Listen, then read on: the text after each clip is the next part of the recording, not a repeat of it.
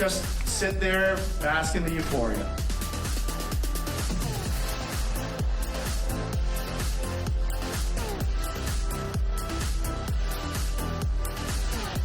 Thank you so much, Canadian Film Festival!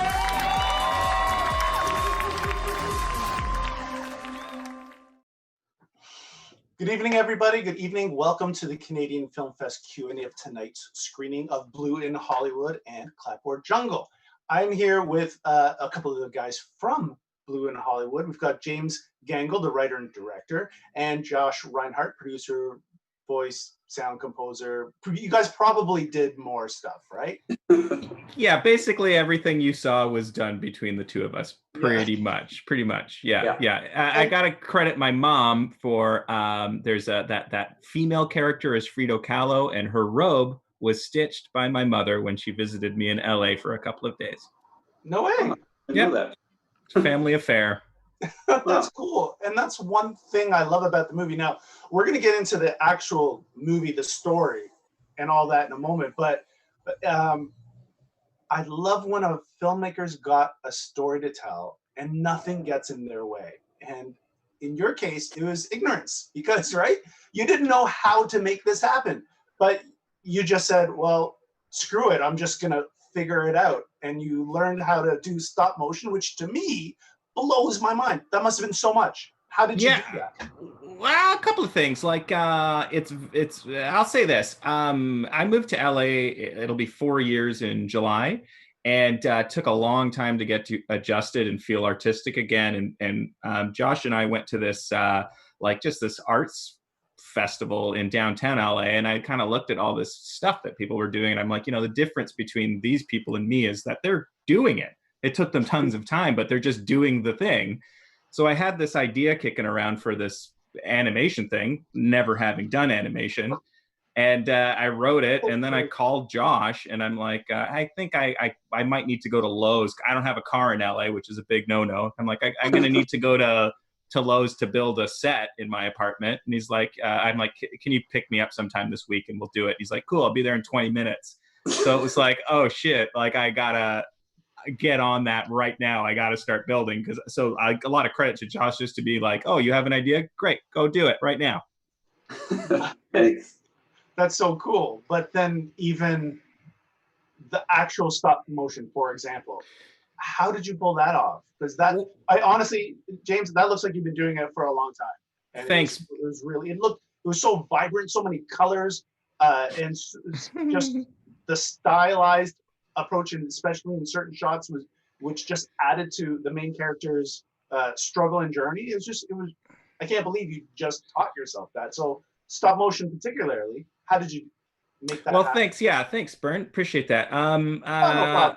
Hey, honestly, I've written a bit. So I've written for some children's TV. I have an idea. Like when the short film, I believed in the script, and then it was like, okay, how do I do this? And YouTube is wonderful for showing you how to do stuff. So like my puppets were very simple wireframe puppets, but you weave this wire, you bend this wire, and then you build the body around it. But like I have no artistic background, like visual artistic background. So there was about 2 or 3 weeks where I was looking at people's faces and being like, what are the lines? How do people stand? What are bodies like? Like it was really, I felt like I was like in kindergarten again, because every day my brain was so stimulated with new stuff to learn. I had no idea. Turns out, so Josh did the sound and the music and the composing and the voice of the devil, Red, in that.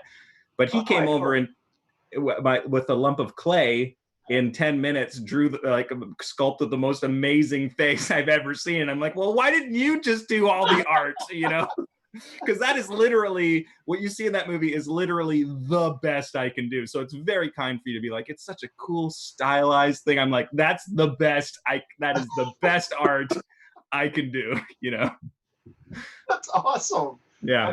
Then the actual story. Then I mean, that's got to be so autobiographical in so many ways. Because you're in LA trying to make it in the entertainment industry, which is so crazy hard. So how's that, like, how much of that is true to life in, you know, what the character's feeling in that struggle to keep going?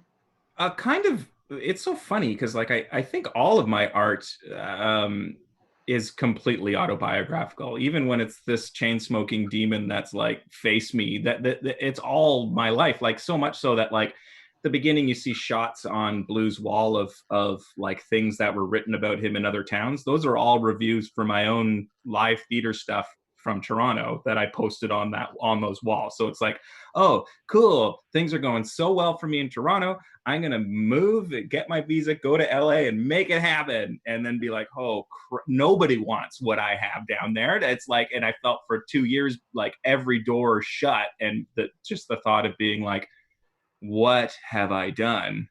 You know, so it was literally like this whole artistic project was like, oh, you know, it really brought me back to like, what's the point of doing any of this? There's way easier ways to make money. It's because, like you said, there's a story to be told, and isn't that fun? Yeah. So then, Josh, how did you hook up with James for this or for anything else you guys might have done in the past? Did you meet up here in Toronto or in LA? Actually, my neighbor is friends with James, and so we just kind of became mutual friends and started hanging out and playing games together very frequently. And then eventually he showed me he showed me a clip of Blue, and I was like kind of blown away. He's like, yeah, I did this little animation thing, and I'm also in Hollywood trying to make it, and so it kind of resonated with me. And when I see something without sound, because I'm a sound designer and music guy, it really just gets my creative juices flowing, and I like start hearing things in my mind like, man, I'd love to do this and do that. And then so after he showed me the clip, I actually just took it in and I just added sound for the first like 2 minutes of it. Just the way I thought, and he had no idea that I was doing that, and I sent it back to him. Oh no! I didn't know Joshua was a sound designer. Like I had no idea. Like this was a guy I went to play like Catan with, right? And we'd have a couple beers, we'd play volleyball, and then I'm like, hey, I was telling you about this stop motion thing. Thanks for driving me to Lowe's to get the wood to build the set. Here's the first 2 minutes. And then 24 hours later, he texted me back a link. He's like, yeah, I like it better with sound. And it was like fully designed. Yeah. Wow, talk about a stroke of luck there. Yeah. Right? You're like, I need you for your car, but that's it, please. Yeah. Exactly. Well, I mean, that's the funny thing. Like I haven't had like this big magic thing happen in LA, but on the other hand, like a guy I play board games with is an incredible composer and sound designer, right? And like another guy in my apartment building, like I don't know, I have no editing. I've never used any editing software, and like who are you going to go to do any of that? And the guy on my floor is like, oh, this is how you do everything when using, you know, editing software. So it's so you didn't even know how to edit, but you cut this though, right? Yeah. What did you cut on? I cut on the Adobe Premiere Pro. Adobe Premiere. So you just learned Premiere to get this done, and you learned how to do stop motion. And I learned DaVinci Resolve to do color. That's true. Oh, really? Yeah. Yeah, or even lighting was funny. Like the first few shots I have no concept of like I well lit for me is like, can you see everything? Great. It's lit. But the guy on my floor watched the first 2 minutes. He's like, have you ever heard of containment? Because if you're not contained, you're lighting things you don't want to see, like in your background. But if you are contained, you're just lighting the things you want to see. So like just being able to be like, oh, that's a good idea. The rest of the project is like, oh, cool. Now I understand what I'm trying to do with my lights. So what camera did you use? Oh, my iPhone 7. You probably have a better camera right now in your pocket. That's incredible because it looks great. So guys, congratulations on making such a good movie, and thank you for being part of the CFF lineup this year. Thank you so much for inviting me. Oh, no problem. Because I know this, and you don't have to be an actor or a filmmaker to have this resonate with you. You can be any kind of artist or creative person, or anybody who's got a goal in mind, a dream, and wants to get there. And obviously there's pitfalls and obstacles to anybody's dream, and sometimes you do wonder if you keep going. And that's why this, I think, really resonated with me, definitely. And I know with Ashley too. Ashley couldn't be here today because of internet issues. But yeah, so we're absolutely delighted to have you as part of the CFF lineup this year. Thank you so much. Thanks so much, Bern. I appreciate it. Great talking to you. Great, really great getting to know you guys. And actually, James, welcome back, because you were in Uncommon Enemies in like that's right 1898 or something. When was that's it? right 2015 or something? I think it was like 2015 that? 2014 2015. Yeah, thanks. Right. Yeah, a really cool little movie there. Anyway, so thank you guys. To everybody watching there, we're going to take a very, very, very quick break. We're going to be right back with the cast and crew from our feature movie tonight, Clapboard Jungle. So hang out with us for just a moment. And to the Blue and Hollywood crew, thank you for being here. And we'll see you very, very soon, I hope. All right? Thank you. Thank you, Josh. Thank you. Bye.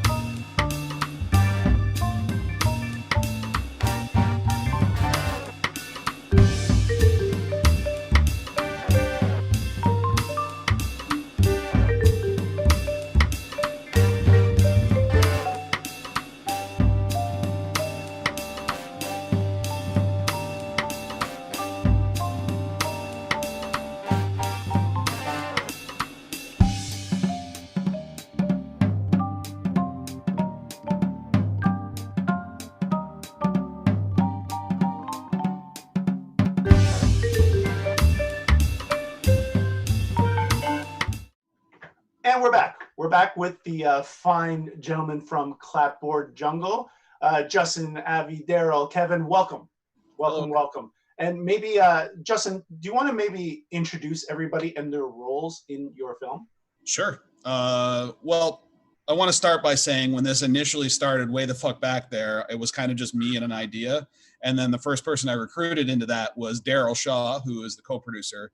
And a big part of the reason of that was I realized that I'm paying mostly for a movie out of my pocket, and I'm turning the camera on myself. I don't want it to be a vanity project. So I needed somebody who could call me on my bullshit.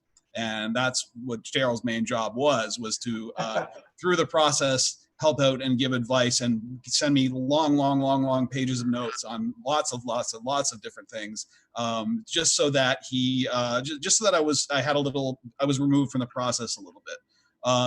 And then Avi Fettergreen came aboard around the same time we were doing Life Changer, maybe a little bit earlier, as an executive producer to ultimately help sell it down the line. And then I didn't want to edit it entirely myself because, again, that would have a certain degree of bias to it. And you know, I wouldn't find the interesting stuff in the footage on my own that I would if I had a second set of eyes. So I brought Kevin Burke on board because I really liked his documentary 24x36. And I knew that he was a really talented documentary editor in his own right. He also came on board as an associate producer, another person to call me on my bullshit. And that way, it wasn't a movie made by me about myself. It was a movie made by a team about a subject that I just happened to be sort of the host for. And my whatever story I captured would be the skeleton. There are people who aren't in this right now, though, that I really do need to thank, who are also producers in the film. One of our executive producers, Andrew Vandenhouten in the US, who is selling it for us there and has been part of the process, and some associate producers, Lee Barp or Leo Bomi and Brooklyn Bomi, siblings who came on board financially and helped through the notes process. Ali Chappelle, who early in the process of production for about a year or so really helped make it. She's an associate producer as well. And Chris Alexander, who helped get a couple of the bigger interviews with George Romero and Guillermo del Toro and Tom Savini, and helped earlier on as well. I really do owe them a huge thanks. And you know, I wish they were here with us on this. But that's the core sort of producer above the line team, I guess you could say. And that, then you gave me a perfect springboard for a really valuable lesson that any emerging filmmaker out there really needs to hear. And I'm going to say this as also as a former filmmaker and as head of like not submissions. I should know my title. Programmer. I'm a programmer. That's what I am here. Is that a lot of times we get movies that should be good, but I can tell that that filmmaker loved his footage way too much, and he had or she had nobody to tell them that it wasn't needed and that they have to be true to the film, not their ego. And that's what it sounds like you're doing there, Justin. You're wanting these fine gentlemen over here to call you on your bullshit, as you said, and that makes a movie stronger, doesn't it? And is that a lesson that you learned the hard way? Yeah, in my career, again, all the stuff I've made, basically, there was definitely collaboration involved. But from the earlier projects to the more modern ones now, it was very much like I had to learn to let go of control more and more and more and collaborate more.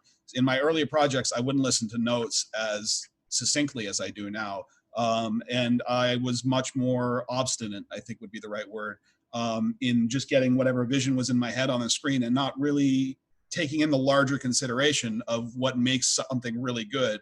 And now my mindset is I test everything with 30, 40 people so that I have like a vast variety of notes that I can sort of find the truth in. And because everybody has different opinions. So you might find seeds of truth that in those notes, and especially from the team, that are things you could have never possibly come up with on your own or thought of yourself or noticed yourself because you're just too close to it. Yeah. So then, Kevin, and to me, that's amazing that you got an editor. And you're a very accomplished editor, but well, I don't that know. you wanted, like, yeah, I am. No, you are. I've seen you've even cut stuff for us that has blown me away. And so, Kevin, you come on board, and then, truthfully, how easy or difficult was it to work with this guy? Because it's actually a very personal story. I was just talking with the group in the breakout room, the virtual green room beforehand, and mentioning how it was actually the first time in my career as an editor that everything was delivered to me so organized that I knew I had a jumping off point. I knew where to get started, and I knew and bear in mind that Justin and I had run into each other at a couple of festivals. I knew that he had been filming this doc when he first approached me about editing it. I thought, this is great. I'd love to work with you. But I was also a little bit frightened and mortified knowing how long he had been shooting it, how much footage there was going to be. And how much footage did you get then, Kevin? Justin, I think you said it was like 300 hours. 300 hours or so, maybe a little more.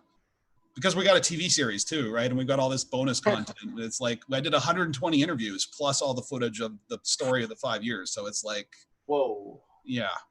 It's funny because Kevin, do you get this? Like, as my day job was an editor, and even if it was a small 2-minute corporate video, that the first time I sit down in front of the project, I'm like, oh, wait, where do I start? Or the feature films that I've done, it's been even worse. That feeling's even worse. Mm-hmm. But I've never had that much footage. Well, there was somebody who helped. I forgot to mention Elitza Bacco, who was an assistant editor on the project that I hired, and she basically went through and we came up with subclip timelines where we would sync up every single bit of interview, and then each timeline, because we couldn't afford a story editor, we would have a timeline with a topic, and then we would sort every single answer into specific topics over 30 timelines, so that if we needed a specific topic, we could just go to that timeline. We'd have an entire line of those answers. We could just pick and choose from that. I think that helped a lot early on too. Absolutely. Those were extremely valuable.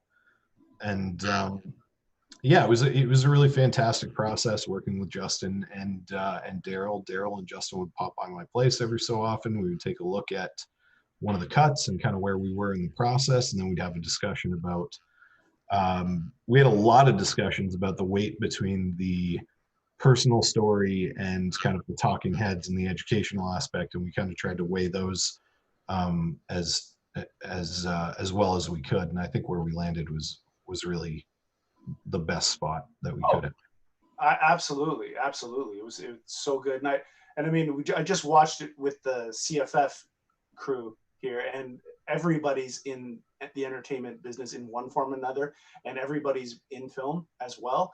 And like it hit a lot of notes with them, and they're like, "Oh my God, I feel tired. I feel like I'm on set, but I feel energized at the same time." It was those conflicting emotions in every single person that was watching. And right, Justin, because you got to go through that as a filmmaker, right? Well, I mean, it's a roller coaster. Avi can speak to this. He's produced. I can't even let him talk. He's he's made a lot of fucking movies. I counted, Abby, isn't it? You're up to 3,784,072 movies now. Carry the one.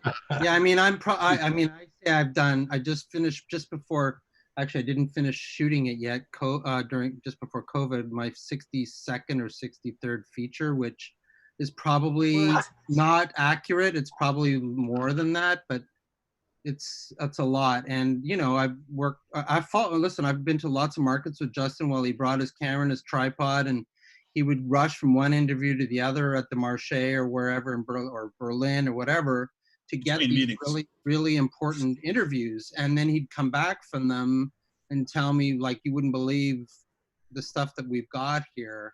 And then you watch the film and you go like, holy shit, like some of the kings of the industry saying, you know, what us little people say, and it's being affirmed by these people that you respect and you admire their work and you've seen all their films. And, you know, Kevin, who's a filmmaker, and Justin and all of us, like, it's just an affirmation of what the blood, sweat, and everything that we put into everything that we do. And, you know, I think it was a lesson for me, watching and hearing everybody say the things that they did, and it's inspiring as well at the same time. And there's a lot more of it that's not in the film that will show up in the TV series kind of thing that we're working on right now, which is it's a totally different. I'm not in the TV series. There's just narration. It's more talking heads and educational at this point, but yeah. Anyway. So is a TV series on filmmaking? Yeah, it's an 8-episode educational companion series called Clapboard Jungle, the series. And it's basically every episode is a specific topic that guides somebody. It's like a film school in a box. That's the plan for it. We've got the pilot screener sort of cut now and testing, and assemblies with 3 other episodes. And we're just kind of working our way through it. But it takes the personal story away, and it's really just all about the facts. Oh, so is it with the same team? Yeah, same team. Awesome. We're all working on this together. I didn't have initially when I started this is all out of my pocket. It was like early 2014. Skull World had come out. That was my last documentary. It came out maybe 6 months earlier. Yeah, we showed that here at CFF. Yeah, that played at the CFF. That was a crazy night. Yeah, yeah, we had a battle in the theater. But I was trying to figure out, okay, I don't have any money. At the moment, I don't have any real prospects to get something made. What can I do in my spare time out with pocket change? So this sort of just started shooting. And because I didn't have money, but I had a lot of time, despite the crowdfunding we did in 2015, where we raised like a quarter of the amount of money we were aiming for. And then after all the fees, there was almost nothing. But I just kept shooting, and over that time I'd go to festivals and all that sort of thing, and I would just get as many interviews as I could with the people that I reached out to. And a lot of people said yes, a lot of people also said no, which there were some big ones that I would have loved to get to, especially to get more of a gender balance of bigger directors and producers and actors that, you know, aren't men, to be entirely honest. I had quite a few just not want to do it, which was challenging because I was really trying to go for a nice gender balance. It's almost like the industry itself threw that in my face. It was like, anyway, that's kind of how that came together. And sorry, Daryl, were you on this project then, like way back when as well, or how did you get involved? Yeah, he called me quite early and just basically asked for another POV on it, as he said, to keep him in check. And yeah. So how busy were you? Sorry? How busy were you then with that part of it? And I know that sounds like a funny joke, but he absolutely did all the heavy lifting. Yeah. It was very easy to come in and just, you know, I love giving notes and bouncing ideas. And yeah, it wasn't very taxing at all. I mean, I got to follow him around a bit, and I did BTS for some of his other projects, so it sort of flowed with that. Behind the scenes video, basically. Yeah. Wow, that's So just pretty If I painless, can, man. if I can piggyback off of that for a second, I know Justin has mentioned that he brought people on to keep him in check. Justin's an extremely humble and accomplished director, and I think that it was really. I think it's great that he feels that he brought us in to keep him in check. But if I'm being perfectly honest, I think that those personal moments in that film, even as I was going through the footage, and I had said this to Daryl and Justin as we were editing it, those personal moments where you really feel the director struggling to get something made and really fighting to try and do something, in my opinion, are some of the best moments in the film. And that's all raw, and it's all real, and it's all Justin. And you know, he did go out of his way to make sure people kept him in check, quote unquote. But in my opinion, Justin's pretty, in check on his own. So I just didn't want it to feel like a thing where I was like propping myself up and like, oh, look at how fucking good I am. I wanted to be me. I wanted to come across like a human. I didn't want people to watch it and go, oh, that asshole made a movie about himself. What a douchebag. It was very much me trying to like do something with heart, and instead of do something with surface. I don't know if that makes sense. Well, you know where that especially comes across, and this is one of the things that really stuck out for me, and one of the things that emerging filmmakers have to pay attention to is that it's okay to make mistakes, but you have to recognize them, and you have to not make them anymore. Like you were, Justin, like you were crazy candid about the leg shaving scene in Collapsed, right? Mm-hmm. And how much you hated that you put that in, and you're embarrassed about it. But at the same time, you just even acknowledging that and reaching out to get other people to whatever, if it's calling you on your bullshit, if it's, getting like a female point of view on your projects, if it's just expanding the voice of the actual film, inevitably just makes a better film. And there are so many people that have to listen to that. And they're either going to learn that or they're not. And if they don't, then their movies will never get better. You are one of those kind of people who you're just honest with yourself. And I love seeing that. But it's not easy though, I imagine, right? Oh, I'm sure I definitely have some kind of neurosis that, I'm not fully self-aware. That's everybody has some level of like detachment from reality where they see themselves as the star of their own movie. And I think that's in there in some way, shape, or form. There's definitely narcissism there. There has to be. Well, But I mean, you did make a movie about yourself. Yeah, I mean, yeah, for sure. But it was an honest movie. But that being said, I think that if you're not constantly trying to better yourself in life and learn from your mistakes and call yourself out on the things that you're ashamed of or the things that you feel like you could have done better, if you're not always trying to improve and learn and like research and just be better, what is life if not the pursuit of bettering yourself? And you get enjoyment and happiness out of that pursuit, I think. And otherwise you're just a rudderless ship. You're just sort of moving through life, which is fine. But if you're no, it's not, because if you look back on a younger version of yourself and you don't think you were an idiot when you were young, then you're still the same idiot. I was, but it's more just like, yeah, exactly. If you don't learn, you just keep making the same mistakes. You're not really just evolving as a person. And and I guess it helps. Like Avi, I've known Avi for many years now. And one thing about him is he's intense, but he's patient. And in spite of the intensity, he calms me down when I'm around him in this weird way. And I don't understand why you do, Avi, but that I also saw in the movie, how you were like this, you were just this pillar of calmness in so much chaos. So how was that like when Justin's just about to have this break or just about to have that break and things fall down and you kept him going forward? But how easy or difficult, or how do you do that with filmmakers, make sure that they keep going? Well, I mean, everybody that knows me and that has worked on shows with me, they know that, like, if I say I'm going to do something, I do it. Like Justin and I had tried so many times to get Life Changer made. We were at the pinnacle of green light button being pushed twice or three times before, And we would have these phone calls where, and you know, it's depicted in the movie, or it's shown in the movie, where like we're this close to getting it made, and the financier, the 11th hour, decides they're going to pull out. And I just said, it's gonna happen. We're just got to be patient. And I made a phone call to somebody and convinced them to look at the package, and they came in, and we had our money to make it. And it was like, you know, Awesome. the confidence that that Jen and Emily and Warren and I had to, and Laura, to make things I do for money. Same thing. Like, Yeah. look, I mean, you know, no is not an option in our business anymore. It can't be.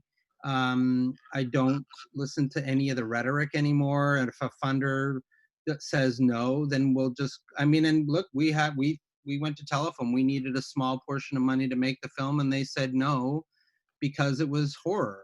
And we said, okay, fine. Well, we'll figure out a way to do it. And we did. And that's just the mantra now. Like, we just trudge forward and we do it. That's another. I can't get wrapped up into the minutia of nonsense anymore. It's just, if I'm gonna make a movie, I'm gonna make it, and get back, because the train's moving, and we're just gonna move forward until it happens. And I think there's a stigma. I'm sorry. You can go ahead if you want. I was just going to say, it's like I'm scared of him and I want to hug him at the same time. He just confuses me all the time. What were you going to say, Justin? I was going to say there is a bit of a stigma when it comes to being a Canadian filmmaker, in that a lot of people go forward in their career and think, oh, I didn't get Telefilm, I didn't get Harold Greenberg, I didn't get TMN or whatever. Sorry, Crave now.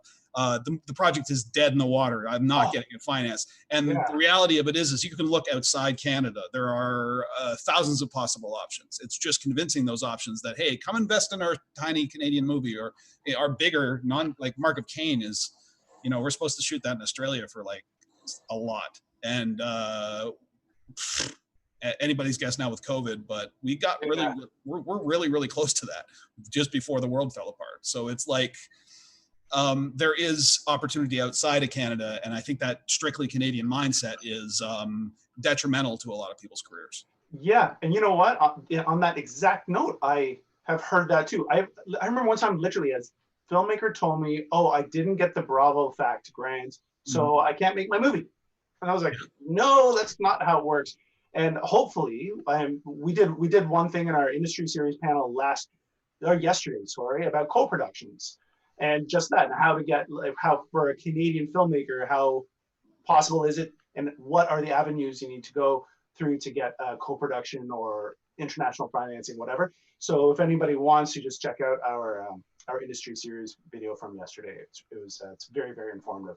But it sounds like that's what you guys did. And the thing, and sorry for interrupting, but like for me, it's like, how badly do you want to make it? Like, how bad? You know, in the green room, Kevin was talking about a project he was doing, and he said, well, it just didn't come together, so we're moving on to other things. But why? And what can we do to turn that around so that you can make it? Like, no is just a word. It means nothing to me anymore, and it means nothing to Justin and many of us. We live in an indie world where everything is possible if you believe in yourself and your project enough to do it. So let's just do it. I agree. Hey, that's why we're here in beautiful Super Channel land this year, because there were a couple of weeks there we did not know what we were going to do, and I was scared I would lose all your amazing films. But I'm glad. Thank you for sticking with us. Yeah, well, really appreciate that. You pulled together something kind of crazy here, and in a fortuitous enough way for these films that you know, you might have pulled them out of obscurity to some degree, or at least given them the next step to both. Anyway, I'm not going to talk about the details of the deal or anything. But I mean, the bottom line is that, you know, and I'm glad that we're talking about this, because, you know, the life that was the sales, the wind out of the sails was being taken out because of this. And the films that had this ability to be presented in front of your fantastic audience that you always have on every year that you've been doing this amazing festival, and the support that you give to indie Canadian film is much appreciated. And you've just like stepped out of yourselves to create such an amazing opportunity for all of us that we can never thank you enough for, to be honest. And we're forever grateful for the platform that you've allowed us to present our films this year, and for all the past years as well. Like, without your festival, many of us wouldn't have a platform to showcase our films. So thank you.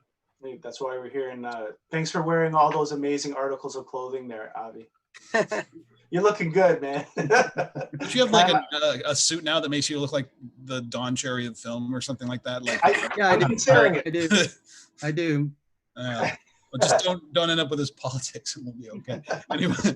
Anyways, okay. Well, listen, guys. Thank you so much for being part of the festival lineup this year. It was just the perfect doc to put in our festival because of all the emerging filmmaking talent that comes through our doors. Well, now virtually, but still, really, it was a pleasure having you guys on board. Before we do say goodbye, though, I do have a couple of questions. Maybe I'll throw out at you guys coming from Internet Land. Yep. Oh, here's one, and I didn't even know about this. Somebody's asking, I want to know, and I didn't know about this until your film, but I want to know more about Justin's first ever high school feature film. Is it available on VOD or anywhere? No, I shot it on it's called Strata. I shot it on a Digital 8 camcorder that I bought with summer job money, and it was shot in black and white because the camcorder looked like shit in color. And the entire concept behind it was it's an anthology film, but every story, the two main characters in that story are the same souls stuck in a karmic loop. And one of them is waking up from that karmic loop, and one of them never wakes up. So one of them becomes aware of that fact that they're within a fake reality by the end of the movie. And it's just a series of like crime stories and stuff like that. But on top of that film, Strata, that year, which was 2000 when I finished that, the year 2000, it was my graduating year of high school. I set up Halliburton Highlands Film Festival that year, which I basically work to do so that I could put my work on the screen in front of the school, and then got a bunch of other people's work to put up on the screen as well. And we had a whole bunch of people making movies. That's hilarious. Justin, yeah. I did the same thing. The very first Canadian Film Fest was actually called Burns BYOB Short Film Festival. Oh, really? That's great. But yeah, that's what it was. And I casted my teachers. I got my favorite geography teacher, and I had him say fuck a whole lot of times, which went over great in front of the school.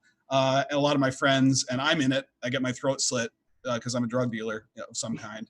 But it's not on VOD. The music's original. We didn't use, like, I could put it there, but I wouldn't put it for purchase. I think if I ever release it to the public, it'll just be a YouTube with an intro for me saying, hey, I made this thing when I was like 18 years old.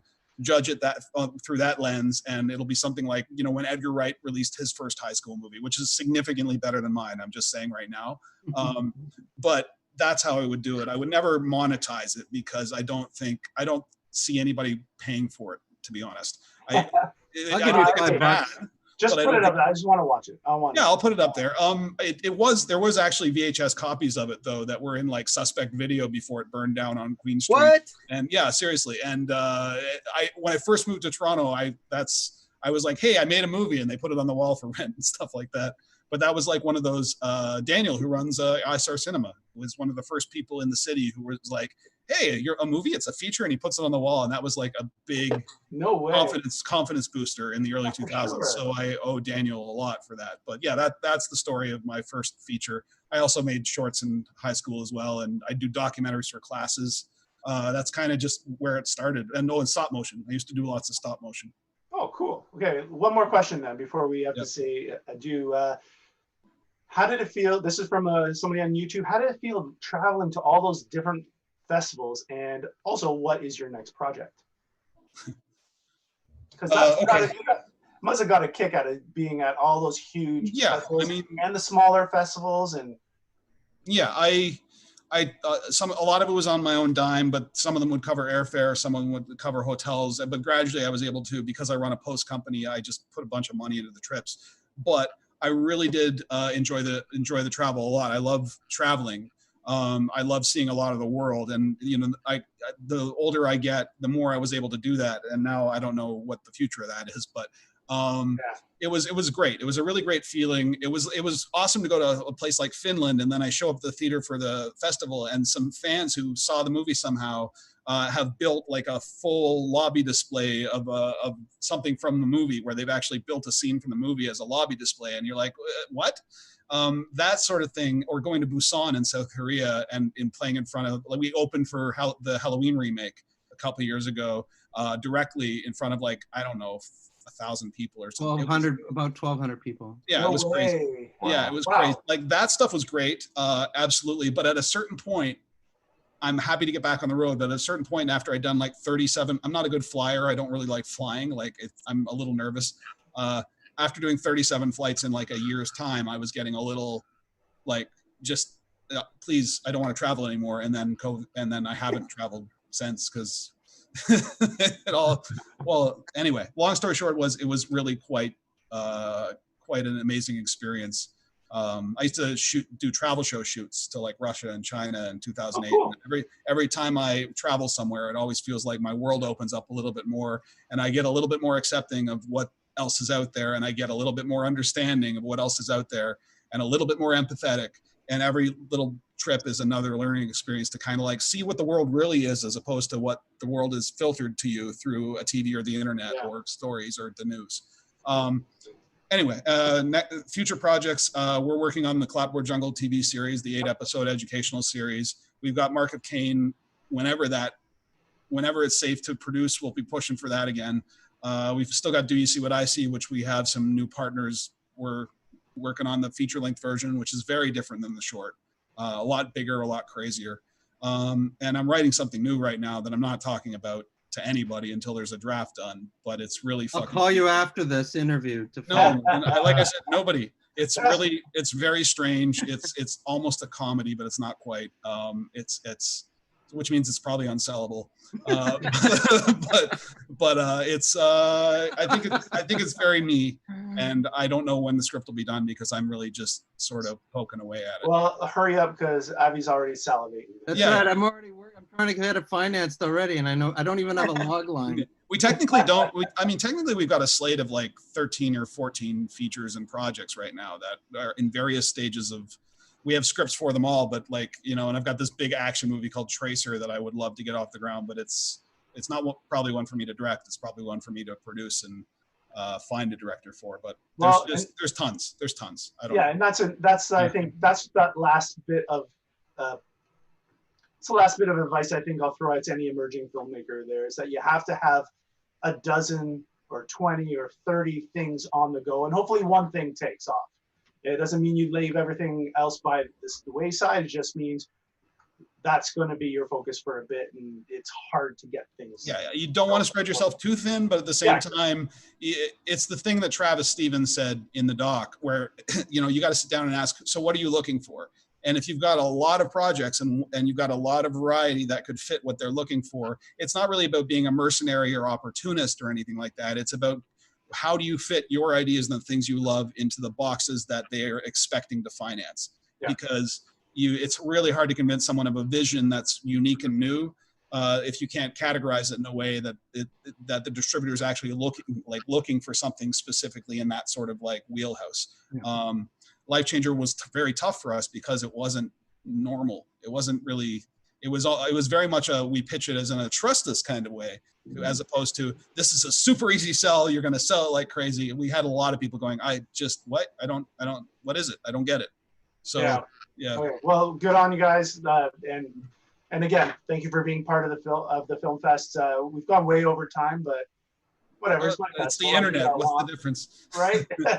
But guys, thank you to each and every one of you. I hope to see more from you in the future. To everybody out there watching, please check us out tomorrow. We've got a great lineup of shorts in the afternoon at 2:00, and then we've got our closing night screening at 9:00. And join us for all that good stuff. So until then, thank you very much for watching, and I'll see you really soon. Cheers. Thanks, everyone. Bye. Everyone. Thanks. Thank you so much. Have a good one. Hello, my name is Wendy Potonsky, and I'm the managing partner and owner of Retake Furniture Rentals. Retake is once again a proud supporter of the Canadian Film Festival and is working to contribute to the Canadian film and TV industry by making it an easy and sustainable place to do business. Retake understands the importance of set design and the dynamic nature of the film and TV industry, which is why we created a company to specifically support Canadian filmmakers. Retake provides sustainable short and long-term furniture rental options to meet production schedules and product needs. Our in-house upholstery services can tailor our product to meet your set design requirements and match your color schemes. We use sustainable approaches to minimize product going to landfill when you no longer need the furniture on your set. Retake can also assist you in setting up your office with sustainable alternatives to keep your team working safely as we all head back to work during this unprecedented time. Our goal is to help you create memorable sets. Stay safe, everyone, and enjoy the films and shorts at this year's Canadian Film Festival.